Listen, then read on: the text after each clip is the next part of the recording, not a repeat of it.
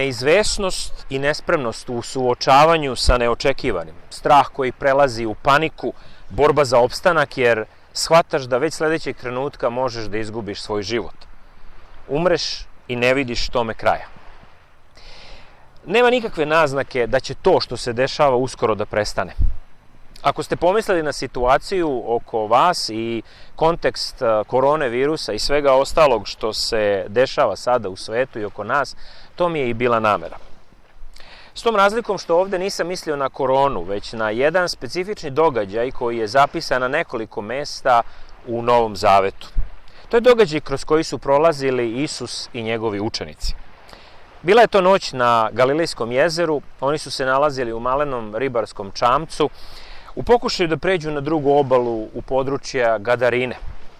Učenici su bili sa Isusom kada se iznenada podigla snažna oluja. Toliko snažna da su i ovi iskusni ribari bili uplašeni i to u smrtnom strahu. I ne samo da su bili u strahu, oni su bili u panici. Shvatili su da svakog sljedećeg trenutka mogu da izgube svoj život. Ali ono što je ironično to je da dok se sve ovo dešava, Isus mirno spava u čamcu. I umjesto da posmatraju Isusovu reakciju na sve to što se dešava oko njih, učenici su dozvolili da situacija u stvari diktira njihovu reakciju.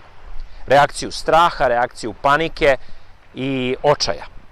I u strahu, u panici, u užasu oni su povikali, prišli Isusu, probudili ga povikom: Gospode, spasi nas, izgibosmo. Nakon ove molbe da nešto učini, Isus se svakako probudio, utišao je buru, ali pre nego što je utišao buru, pitao ih je: zašto ste se uplašili, maloverni? Njegov nežni ukor za nedostatak njihove vere nije bio upućen zato što nisu verovali da ih Isus može spasiti od oluje, već zato što su sumnjali da će ih on provesti kroz tu oluju. Dragi moji, kada se nađemo u okolnostima, u situacijama koje ne možemo da kontrolišemo, poput ove sa koronavirusom, pitam se na koji način mi odgovaramo na tu situaciju, na koji način reagujemo. Da li je to strahom i panikom ili je to verom? I evo 3 ohrabrujuće istine koje bi trebalo da zapamtimo. Prvo, Bog ima moć nad svakom olujom. Ako njega ne zabrinjavaju snažni vetrovi i veliki talasi, onda ne bi trebalo ni nas da plaše.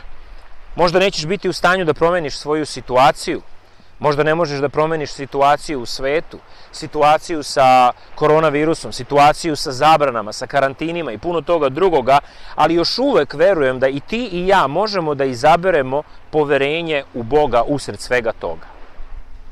Druga stvar koju bismo trebali da zapamtimo je da tvoj pogled bude uvek na Isusu koji donosi mir. Da li posmatraš veličinu oluje ili se okrećeš prema onome koji može da smiri tu oluju? Samo fokusiranjem na Boga, dragi moji, koji zna svaki ishod, mi možemo da prođemo kroz svaku situaciju vođeni njegovom mudrošću, njegovom milošću, njegovim mirom. I konačno, treća stvar koju bismo trebali da zapamtimo jeste da je Isus uvek u tvome čamcu. Lako je fokusirati se na strahove, na paniku, na probleme, na nedaće, na neizvesnosti kada nisi u stanju da kontrolišeš svoju budućnost. Ali na sreću, Isus zna i tvoju i moju budućnost. I on će uvek biti na našoj strani. On će uvek biti na tvojoj strani. On te poziva da živiš verom, a ne gledanjem na okolnosti i na lošu situaciju.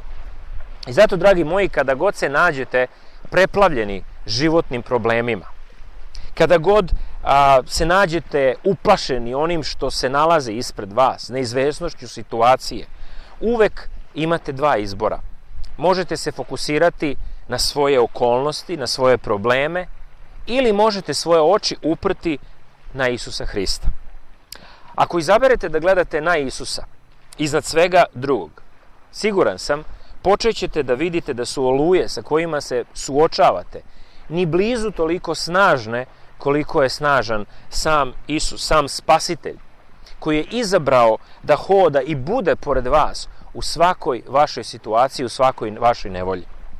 Dragi moji, u ovo vreme, u kojem se nalazimo, vreme puno neizvesnosti, straha, pa i panike na određeni način, kada nismo sigurni da li ćemo se zaraziti ili ne, pa i ako se zarazimo da li ćemo preživeti ili ne, ili neko naš mili i dragi, u ovim trenucima kada su granice zatvorene, kada su rafovi u prodavnicama poluprazni, u vreme neizvesnosti i nevolje, molim vas, nemojte zaboraviti da je Bog uvek u kontroli svega.